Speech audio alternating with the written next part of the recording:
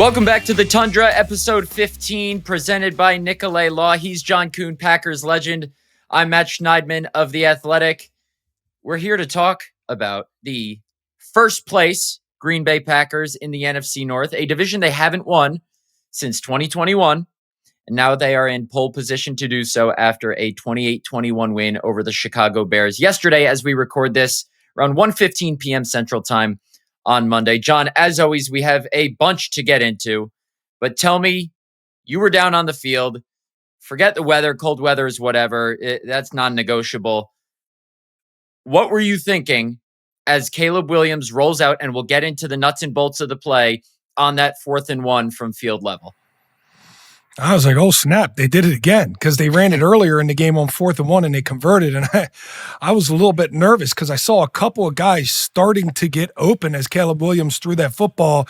And Keisean, what a play. Just you talk about really great effort and athleticism to be able to see that coming into that section of the field and just go back and keep the play from happening. I think Caleb Williams tried to throw a safe pass, right? Rolling to your left, didn't have the room that he had the week before when he threw it against Philadelphia, the exact same pass for a touchdown.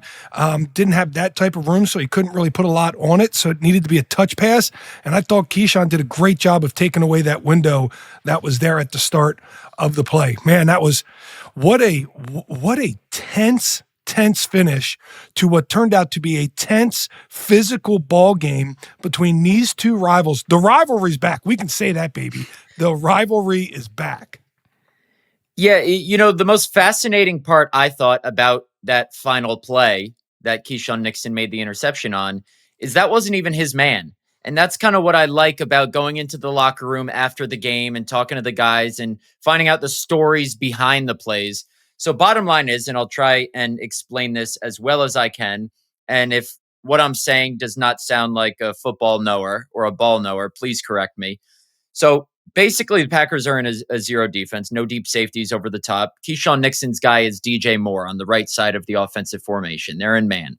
So as DJ Moore, after the snap, motions across the formation to the left, Keisean's following him. But as Keisean is following him horizontally, and Caleb Williams fakes the handoff to DeAndre Swift, Cole Kmet leaks free. He's free on a corner route into the end zone. Keisean Nixon abandons his guy to go cover for Evan Williams. Evan Williams' guy was Cole Kmet, but Evan Williams saw DeAndre Swift leaking free to the flat. There are a couple layers to this. Quay Walker was supposed to be on DeAndre Swift, and he was, but Quay Walker kind of got caught up in kind of like a cluster. He had to avoid Carrington Valentine. So Evan Williams said, my instincts just kicked in. DeAndre Swift was open in the flat. I went to cover him so Caleb couldn't just dump it off. And I was just praying that somebody was covering for me behind. And Keisean Nixon was. So that was my story after the game last night. And I understand people saying it was an easy interception. Caleb underthrew it. That's not the point. The point is what it took to get in that position and the quick instincts and improvisational skills it took for Keisean to recognize what was going on, to cover for a teammate, for Evan Williams to cover for a teammate, all the moving parts off script that had to happen for that play to work. It's impressive. It's one of those things where who's the last man at the chalkboard? Because you're exactly right. Evan Williams adjusts and goes out for DeAndre Swift, and then Keisean adjusts for Evan Williams. And had Caleb gone through the progression fully, he went from 1, which was the running back DeAndre Swift, so Evan Williams was smart. Go get him so he doesn't get a free pass for a first down or quite possibly a touchdown. So he reacts. Then Keisean reacts, hey, who's number 2? Oh, it's the tight end. So he looks up and he throws to the tight end. But had he seen Keisean drop in and waited another second, you said it, Keisean came off of DJ Moore. He could have hit DJ Moore late there as he was starting to come open because of the adjustments made by the Packers defense. It's a perfect example of what happens on a football field is adjustments pre-snap, post-snap, during the play, all kinds of things that can take place. But at the end of the day, man, that Packers defense, which was getting pushed around in the second half, getting beat up in the second half, made the stand that they needed to make at the end of the game to win the game. And I thought what was made on 3rd and 1 was equally as impressive of a play by Kingsley Enagbare to come down the line and tackle their physical runner, the big tough between the tackles guy and Manangai, and keep him from getting a singular yard to make that a 4th down play. Yeah, I thought the Bears were just going to run it. And in my uneducated football mind, that's 2 weeks in a row where Dan Campbell and Ben Johnson kind of outsmart themselves and try and get a little too cute. Now, I understand that play worked against the Eagles last week. A version of it worked earlier in the game. But for the majority of the game, you're running the ball down the Packers' throat. And what's most interesting, I think, about the way the Packers... But I'm going to, real quick, because I've heard a lot of people talking about that play. I actually think it's a great call by Ben Johnson. You have 3 options. You have a quick option to the running back, you have your tight end, and then you have the late leaker, and you have an ability to run. Caleb Williams, what he was doing with his legs, especially in the second half of that ball game, you want him to have a two-way go because that joker's quick. He can move now. I remember last year seeing a little bit of that mobility. He's very quick with the football in his hands, and to have him have that other option, not just sitting in the pocket, but that other option to 1, 2, 3, run. The Packers did a good job of taking away 3 out of 4 of those options. Well, 4 out of 4 until it was 3 out of 4. And by that time, Caleb had already made his decision. I thought the play call was fine. That play call is a staple of theirs. It's a staple of many offenses. And you'll see that probably ran by the Chicago Bears another half dozen times before this season's finished. Yeah, I'm not saying it was a dumb play call. I guess hindsight, we have the benefit of hindsight. Maybe I was just a little bit surprised that they didn't just run it because the Bears ran for 138 yards yesterday. I think 4.3 yards a clip, and they didn't have a double-digit rush. I think McAfee read off a stat on his show just now that the Bears had multiple rushes of 10 or more yards in every game this season. They had none against the Packers, but it was kind of like that Giants game, death by 1,000 paper cuts. So it maybe felt that the Bears were gashing the Packers more on the ground than they were, basically getting 4, 5, 6 yards whenever they wanted. And that's why I thought they should have done that. But what do I know? Ben Johnson's obviously the Bears head coach, and I'm not. The bottom line is, this is not the first time we've seen this iteration of the Packers defense kind of have that bend but don't break mentality. And Edgerrin Cooper had the spy on Williams. Evan Williams covered the flat. Keisean Nixon made a play, and they got out of there with a win. Who cares how you get the win? They won 28-21. I just thought the intricacies of that play and how it all unfolded and how Nixon got in that position, that probably happens far more than we realize. But it happens. It happens quite a bit, right? And honestly, when people think players are messing up, a lot of times they're doing just that. Right? They're chasing a guy to help out for another, who chased a guy to help out for another, and then the offense was the last one at the chalkboard and was able to complete a pass or make a big play. And everybody's like, "What's this busted coverage?" Well, football's hard, and you're playing against another team that's getting paid. And the Packers made the play at the biggest time in the fourth quarter with 26 seconds left. That's the answer to this equation. And this Packers team has now proven itself in 3 straight weeks against divisional opponents that they can make the play that matters in the fourth quarter. Last week it was on offense. This week it was on defense. This team has turned the corner, Matt, and they are playing their best football right now. They're no longer inconsistent. They are more of a complete, well-rounded team. Run, pass, offense, defense. This team is proving that it will be a force to reckon with in the second season. Big picture in the NFC North. Packers 9-3-1. Bears 9-4. Lions 8-5. Packers sit atop the division for now. They still have 2 division games left. They visit the Bears, not this week, but next week on Saturday night. And then they visit the Vikings in the final week of the season. In between there is a trip to the number 1 seed in the AFC this coming Sunday. We'll dive into that matchup later. Visit to the Denver Broncos, and then they host the Ravens in 2 weeks or 3 weeks, however you want to cut it. But right now, the Green Bay Packers are the number 2 seed in the NFC. Still plenty of ball left to be played, so it's a nice perch now. But the common refrain in the locker room last night was, we see them again in 2 weeks. We got a lot of ball left to play, and that's quite frankly right. If the season were to end today, though, Packers would host the Bears in the first round of the playoffs. How about that?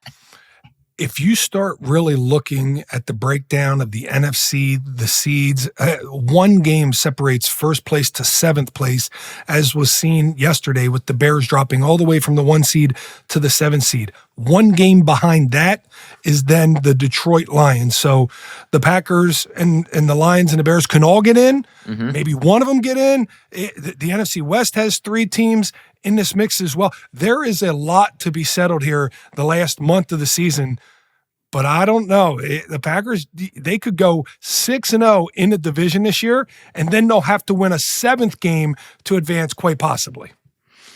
So if I had to give out 3 game balls yesterday, one to Keisean Nixon, who we talked about for his improvisational skills, and we can use another podcast talking about Keisean as a whole and the perception of him as a player. We've done that already. But for today, let's just focus on that play. Game ball for that play, regardless of what happened before in the game with the unnecessary roughness and the 2-play benching and all that. Another game ball, Matt LaFleur, 4-0 in the division after going 1-5 last year. He deserves credit. And how he's kind of you give Matt LaFleur you give Matt LaFleur the game ball for one singular play, similar to Keisean Nixon. The first time the Bears broke the huddle on 4th and 1, the Packers had 12 men on the field, were in jeopardy of granting the Bears a first down before Matt LaFleur wisely called timeout there before that play. That gets a game ball, being in tune, seeing that whole thing play itself out. Timeout. Let's get the right personnel out there. Let's get the right play call going. So Matt LaFleur, yes, game ball. And then the third game ball, who I want to talk about before we get into our second segment, Christian Watson. The difference this guy makes when he's healthy and on the field and producing like he did yesterday is immense. You can have whatever talk you want about true number 1 wide receiver. He's just a game-changing player. Forget the title of number 1 wide receiver. We've talked about it in past weeks because he continues making plays. But yesterday, 4 catches, 89 yards, 2 touchdowns. This is becoming Jordan Love's gotta have it guy. Maybe not on every third down, but when I say gotta have it, I mean we need a big play, we're going to Christian Watson. And the play yesterday where he scores the touchdown off the slant, kind of reminiscent of that Philly game in 2022 where Aaron Rodgers feared he punctured his lung. Love comes in, hits Watson on the slant. He takes it the rest of the way. Packers lost that game by 10, I think, but it was kind of a glimpse to the future. And it's just funny how here we are as that partnership is helping the Packers look like Super Bowl contenders here with a very similar play. 7 games into his return from a torn ACL. The first time he's playing the Bears on the same field, same matchup, during which he tore his ACL last season. Christian Watson shows why he's a force to be reckoned with, not only in this matchup, but across the league, John. If teams come out and continue to try and play man on Christian Watson, that's where Jordan Love's going. Mm-hmm. He's just going to find him. Maybe they send him on motion or something, and he's going to find him. And a lot of times when he finds Christian Watson, it's running the width of the field because nobody can run with him. Nobody can run with Christian Watson when he opens up his gate and he starts sprinting. And, you get a man situation.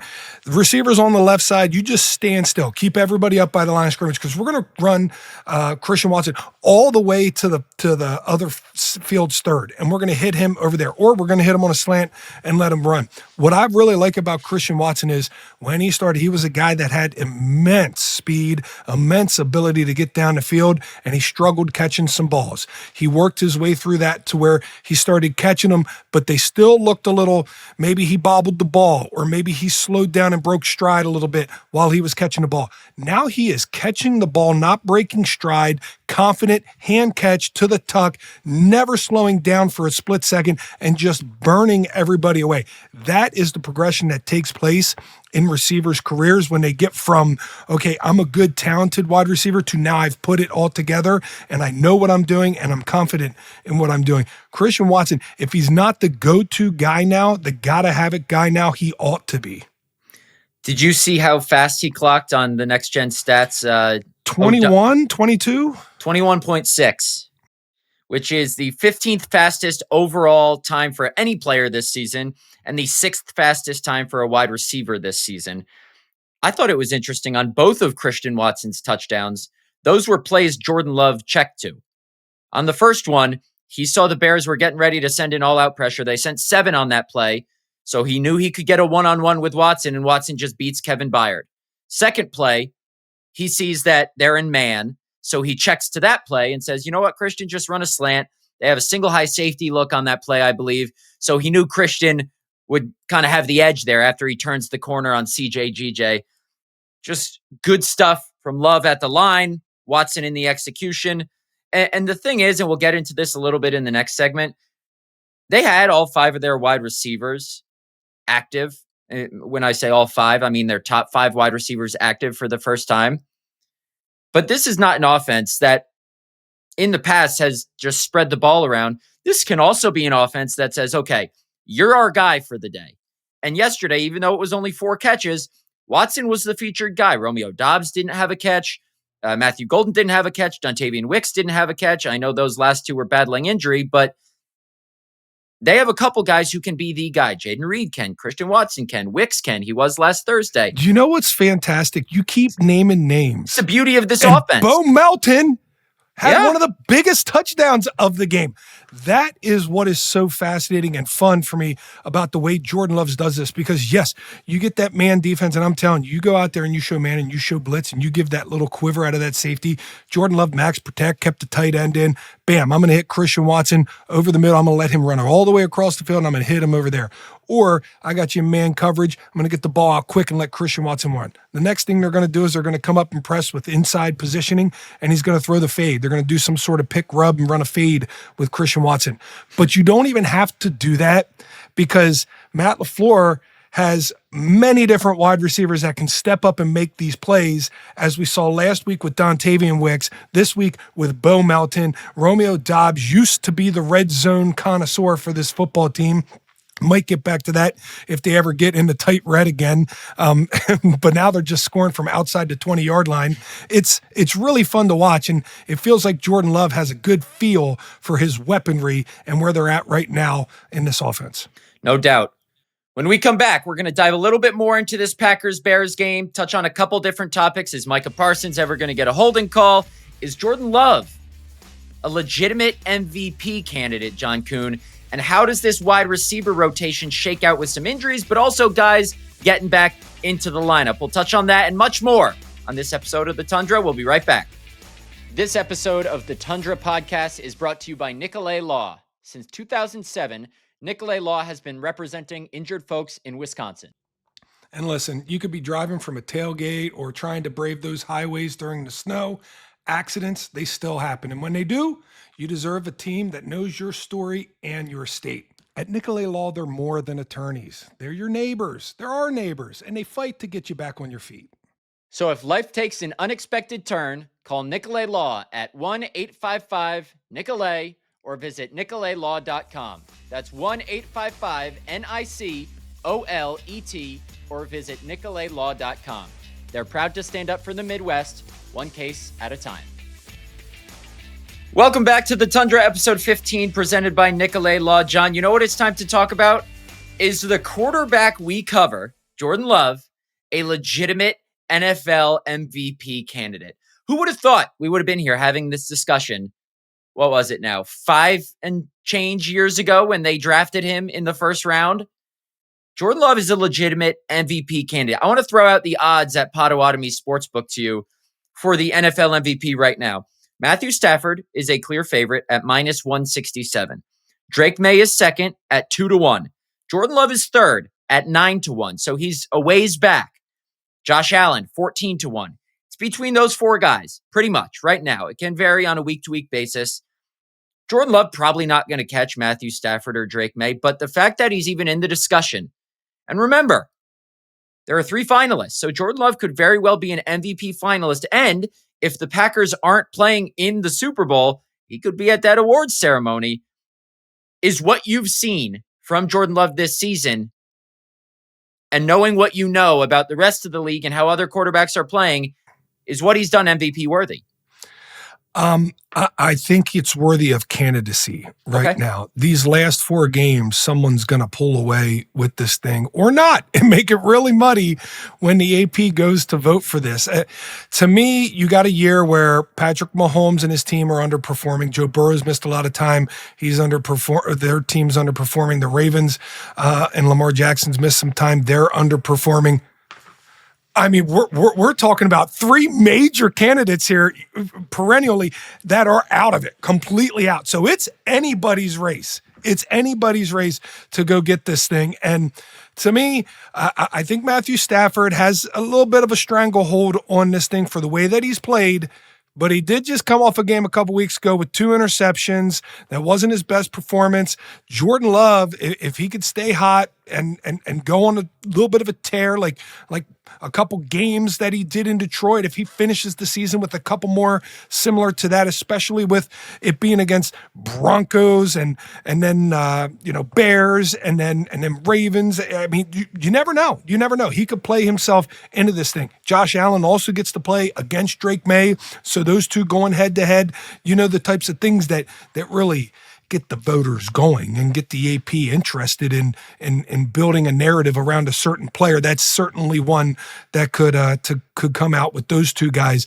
But Jordan Love is right there. In a year where the NFL doesn't really have a guy, I think Matthew Stafford and Josh Allen are neck and neck with total touchdowns, something around 34 or 35 total touchdowns. In a year where you don't have a guy hitting 50, 55 total touchdowns, a lot of these guys with really good seasons now come into play.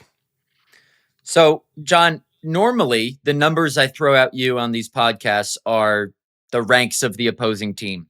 I'm going to throw at you some Jordan Love numbers to illustrate where he ranks in the league. Here we go. Overall, he is 4th in passer rating. He is 2nd in EPA per dropback. He is 4th in off-target percentage, meaning essentially he's the 4th most accurate quarterback in the NFL. And the guys ahead of him, Mac Jones, Sam Darnold, and Spencer Rattler, just because he has the qualified number of attempts. When Jordan Love is blitzed, among all quarterbacks when blitzed, Jordan Love is 4th in passer rating, 1st in EPA per dropback, and 1st in off-target percentage. Some of the gaudy numbers you look at, passing yards, passing touchdowns, Jordan Love 9th in passing yards, 8th in completion percentage, tied for 5th in touchdown passes. He does have tied for the fewest interceptions among anyone in the top 10 of touchdown passes, but it's the numbers plus the eye test. And Micah Parsons touched on it a little bit after the game.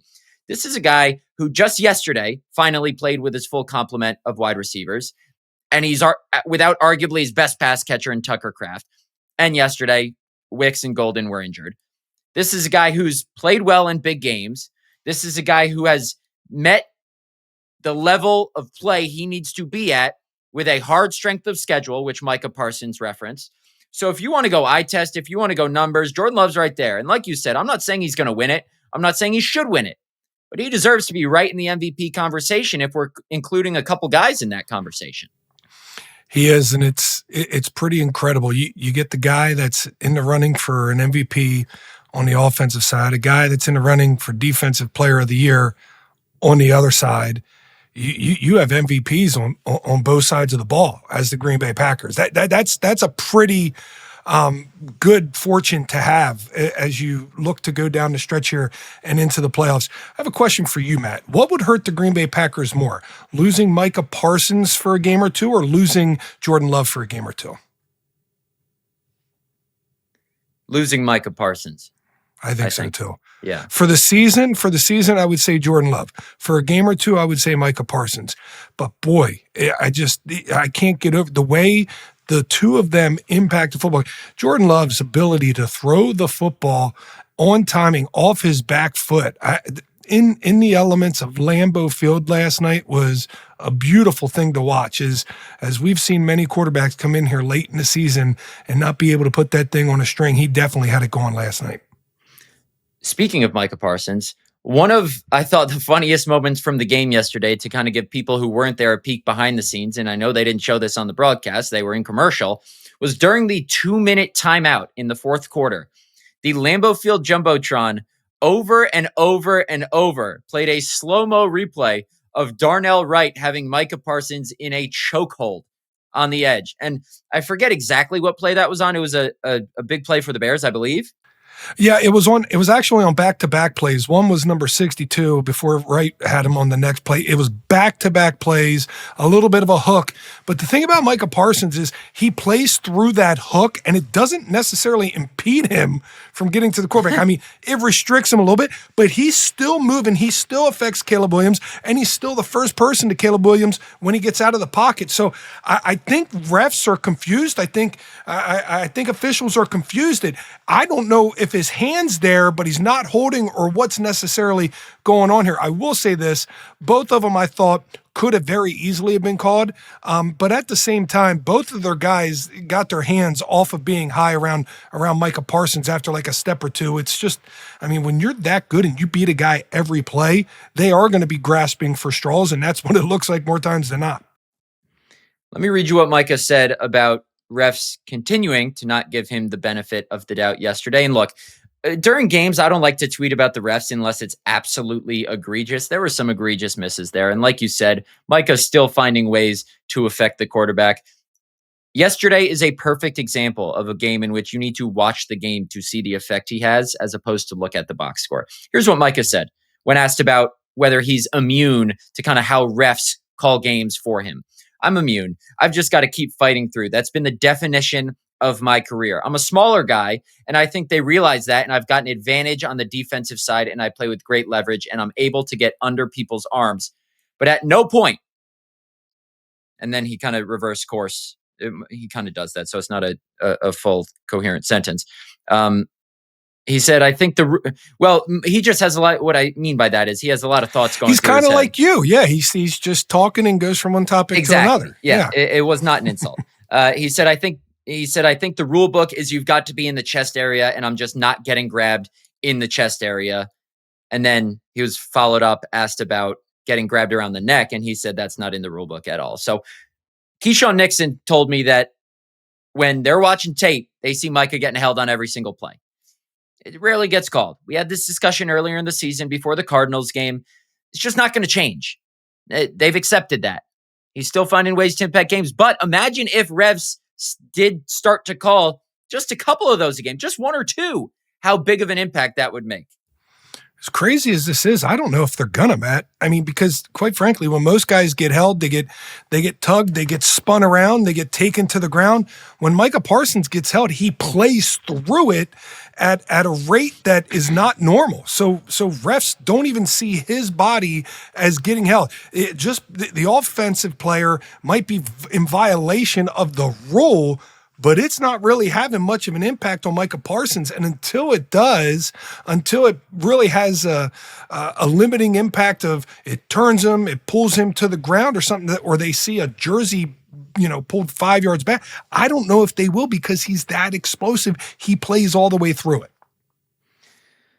All right. One other thing I wanted to touch on before we get into some Broncos preview, kind of making sense of this wide receiver room. Yesterday was an interesting day because Dontavian Wicks was on the injury report with an ankle injury. He was limited all throughout the week of practice, but he wasn't listed with a designation entering the game. He goes in there and plays only 6 snaps. Matt LaFleur comes out after the game and says he was really battling an ankle injury, like it was really bothering him. Matthew Golden was limited throughout the whole week with that wrist injury that kept him out on Thanksgiving. He only plays 5 snaps. Bo Melton, cornerback Bo Melton, Travis Hunter, they have Travis Hunter at home, 9 snaps. Christian Watson, 44. Romeo Doubs, 43, but he didn't have a catch. So kind of a weird kind of, mishmash of wide receiver targets and catches and snaps yesterday. Nonetheless, it was the first game, like I said, all season in which they had all of their top 5 active. Not all readily available because 2 of them were hurt, but we saw a different guy step up last week in Dontavian Wicks. We saw Christian Watson step up again. We've seen Dobbs step up. We saw Jaden Reed get involved yesterday in his first game back. 3 touches on the opening drive and a couple big plays out of both the backfield and as a more traditional wide receiver. If, and this is a big if, John, because it only happened yesterday, if they can get all 5 guys, or keep all 5 guys on the field, I should say, and nurse some of these injured guys back to full health. What is possible for this passing game as we head down the home stretch? What you saw yesterday, what you saw against Detroit, right? What you saw in spurts against the New York Football Giants. This team is good. They got talent on the outside in bunches, and quite frankly, when you start talking about Christian Watson and the games that he's strung together now, I mean, he's strung a couple really good games together, and they can take the top off with multiple players. They can scheme up ways to get 3, 5, 7 yards when necessary on third down or in the red zone. You don't have a beat on necessarily how they're going to attack you. If you have inside leverage, they go out. If you have outside leverage, they go in. They have a million different pick variety schemes, and you don't really know who's the main target in this thing. And that is the advantage that we talked about in years past for this Packers offense that didn't actually come to fruition, but could this year as they go down the stretch here and into the playoffs. It's going to be dangerous. And look, I said earlier in the season they can't win a Super Bowl without Tucker Kraft. If they have all 5 of these wide receivers healthy and able to contribute in the multitude of ways that they can, as you just illustrated, I think that might be enough to make up for Tucker Kraft. And look, if you get a player two here from John Fitzpatrick and Josh Wiley and Luke Musgrave, you're never going to replicate Tucker Kraft. That's why at the time of his injury, they said it's going to have to be a collective effort. And we're starting to see how that collective effort can maybe compensate for the loss of 85. All right, after the break, we're diving into another marquee matchup. There's just not a boring game that the Packers play. They're going to the Mile High City, the 11-2 Denver Broncos, the current number 1 seed in the AFC, and the Packers are currently favored in that game. So we're going to dive deep into the weeds of that one, get our score predictions. You're listening to The Tundra. Stick with us. Welcome back to The Tundra, episode 15. This segment, as always, is brought to you by the fine folks at Potawatomi Sportsbook. Hey, sports bettors, whether you're new to the game or can knock out 16-leg parlays with the best of them, and if you can do that, I want to meet you and get some of your picks. The premier sportsbook you want is smack dab in the heart of Milwaukee. It's the Potawatomi Sportsbook. John and I have both been there doing various different business ventures. Fantastic venue. The closest thing in the Midwest to a Las Vegas-style casino. The sportsbook is amazing. Not only are there over 90 sports betting kiosks, there's all-star dining, first-class drinks, a giant video wall, and more. It's nothing short of awesome. Potawatomi Sportsbook, bet above the rest. And at Potawatomi Sportsbook, John Kuhn, the Green Bay Packers are currently 2-point favorites against the Denver Broncos in Denver on Sunday. Does that surprise you? I would say no. I would say you're looking at 2 teams that are at the top of their respective conference. Both have really good defenses. Both have offenses right around the top 10, top 14, somewhere around that nature. And I think what gives the Packers the edge is Jordan Love being a little further along in his quarterbacking than Bo Nix. And I think that's probably all there is to say about this game, right? You look at the main position, the biggest position, who do you give the edge to? And you said it earlier in this show. Jordan Love is an MVP candidate, worthy of being an MVP candidate. And because of that, I would give that edge, that slight edge, to the Green Bay Packers. So the Broncos, as we've mentioned, are 11-2, one of 2 11-win teams in the NFL. The current number 1 seed in the AFC. They have the tiebreaker over the New England Patriots. Broncos are on a 10-game winning streak. A 10-game winning streak. They've scored 25 points only once in the last 5 games, but in 4 of those 5 games, they've allowed less than 20.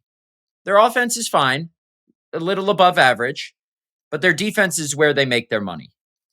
Incredible defense. The thing I'm looking at in this game, John, is I just checked it a couple hours ago. The Broncos are 4th in the NFL in number of blitzes this season. They have blitzed opposing quarterbacks, sending 5 or more rushers, 163 times this season. As we read earlier, I read off some Jordan Love stats. Jordan Love is the best quarterback in the NFL, you could argue, against the blitz.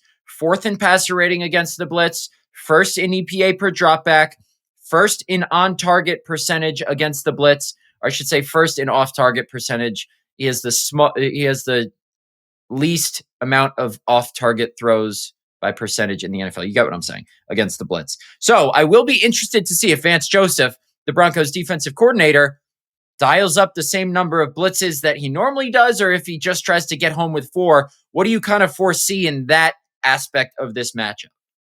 Well, I look at it this way. Jordan Love, statistically, really good against the blitz. Jordan Love, statistically, lower down on the totem pole with pressure. So can the blitz get home? Can they fool Jordan Love so he doesn't make the check like he did in this last game to keep us a max protection, to keep the tight end in, and to hit Christian Watson to buy himself some time? If that's the case, if he can see the blitz before it's coming, if he can not be fooled by the defense of the Denver Broncos, then he will have himself a big day, because he does do very well against the blitz when he knows it's coming, when he has diagnosed it. Here's the deal. The Denver Broncos, when they do blitz, they get home in a quickness. It's much like Micah Parsons, except theirs is fooling the defense and being able to create one-on-ones and win those one-on-one battles. They have 55 sacks on the year, Matt. That's 55. The Green Bay Packers with Micah Parsons have 33 sacks compared to 55 of theirs. That's a sack and a half, a little over a sack and a half more per game that the Denver Broncos have than the Green Bay Packers. So they're not just getting pressure, they're getting to the quarterbacks and they're getting them on the ground. That is a ridiculous stat. That is a scary defense that you're going up against. I was just counting real quick. The Broncos have 16 different players with at least half a sack this year. 16 different players. Nick Bonito leads with 12.5. And Jonathan Cooper has 7.5. Zach Allen has 6. John Franklin Myers, 5.5. Jaquan McMillan, a corner, has 4. You're going to name all 16 for us? No, I'm not. I'm just showing you that those 55, it's not just like 3 guys with 10 each, and then a couple others. Well, that's only 30. Well, I know that. I'm saying it's not skewed. They have really 55 sacks. Top. That's all you got to say. And I'm saying 55 sacks. Yes, to get 55 sacks. But I'm saying you have to be scheming because people. They have depth. They have depth in their pass rush. That's what I'm trying to say. And you know that's what I'm trying to say. You're just giving me a hard time. Since I'm giving you a hard time, can I ask, what's the plan with the lip rug? I'm just going to keep it. I think, here's my thing. No. Let me answer your question.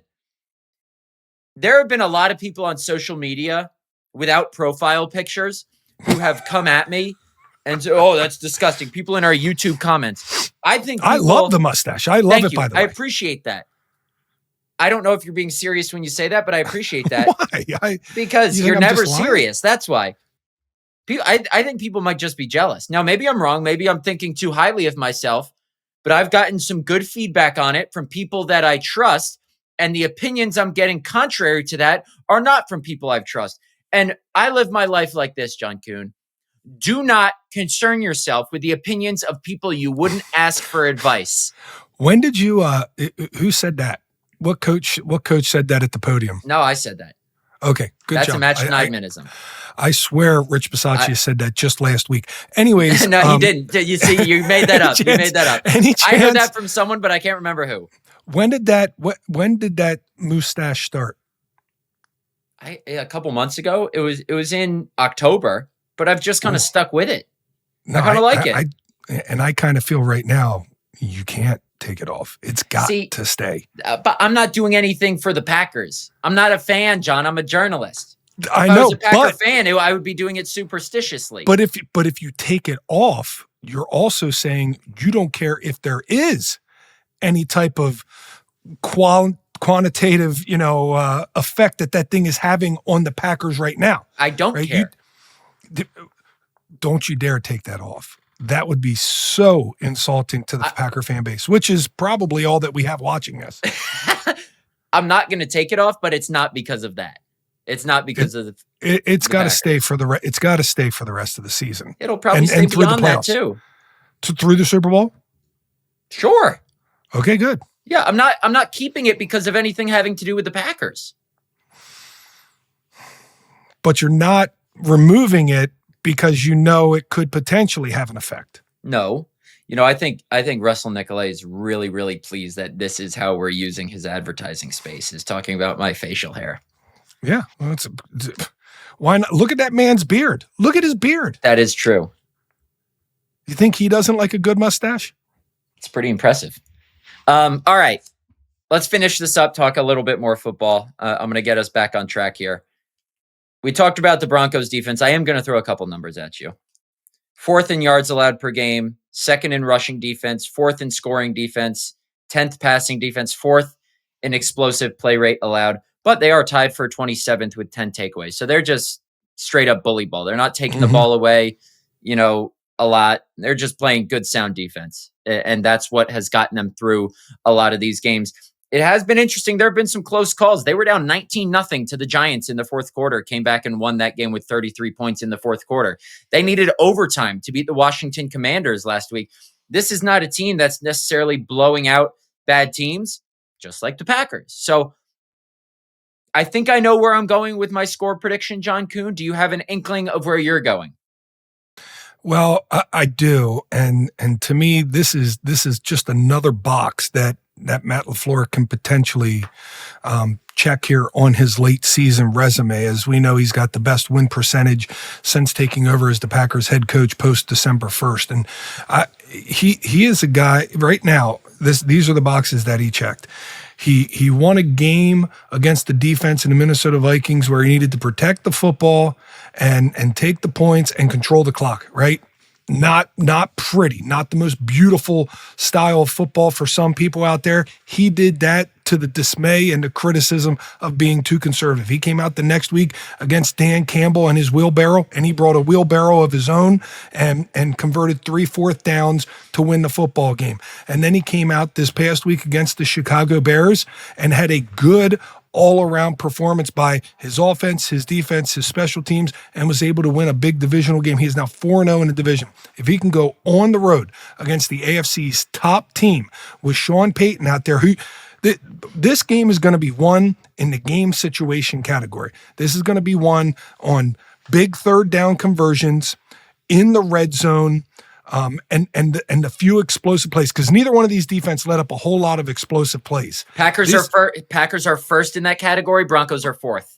Yeah, so because of that, who can generate an explosive play, who is going to be better on those big crunch time 3rd downs, and who's going to be better in the red zone? If you remember, Sean Payton took a New Orleans Saints team to Jacksonville in the midst of a hurricane and beat the Packers week 1 with Aaron Rodgers in a year that Aaron Rodgers won the MVP. Like, he can scheme some things up. So this is going to be won situationally in this football. Neither team turns the ball over much. Neither team takes the ball all that often. So it's one of those games where it's going to come down to a few plays and who plays more sound and fundamentally sound in those situations. So what's your score prediction?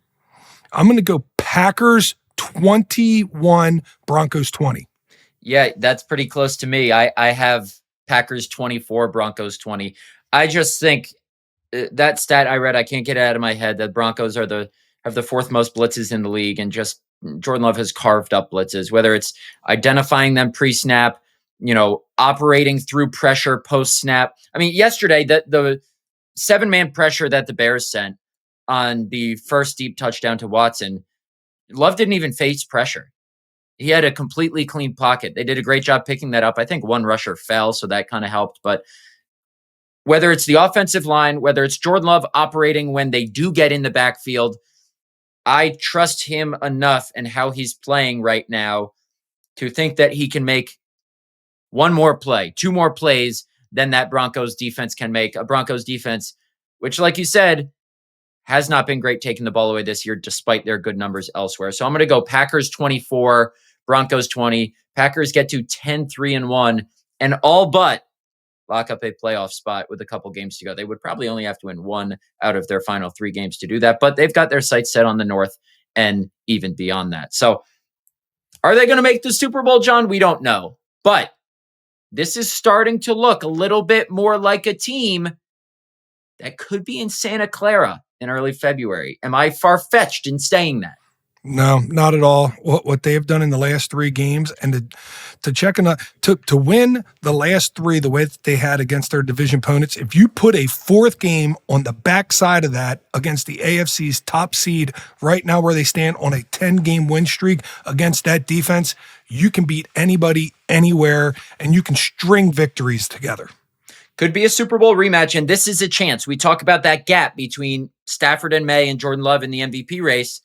Jordan Love goes out there and shreds this Broncos defense. Those odds start to shrink a little bit more. So certainly a chance for Jordan Love, not that he cares all that much about it, maybe he does, to vault his name really into that MVP talk that we discussed earlier. All right, off to the Mile High City this week, John, both you and I. As a reminder, everybody follow us on all socials at the Tundra GB on X and IG. Subscribe, please. Subscribe. Like, comment, subscribe on YouTube at the Tundra GB on YouTube, where we post all of our stuff. Give us a follow on Twitter, X, whatever you want to call it, and just watch and listen. We appreciate everyone who does every week supporting us as we take on the first season of this new show. All right, this is what I do every week. I try and find the exit ramp to take as we get out of here. I just won't stop talking. All right, we'll see you next week.